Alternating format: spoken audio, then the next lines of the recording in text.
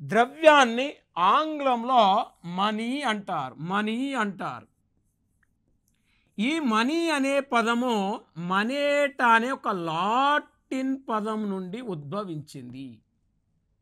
మనేట్ అనే ఒక లాటిన్ పదం నుండి ఉద్భవించింది. మనేట్ అనగా రోమ్ దేశంలో ఒక దేవత పేరు. ఈ దేవత పేరు అంటే రోమ్ దేశంలో అనేక మంది ప్రజలు తమ యొక్క కోరికలను తీర్చుకోవటం కోసం మనేట అనే దేవతను సందర్శించేవారు.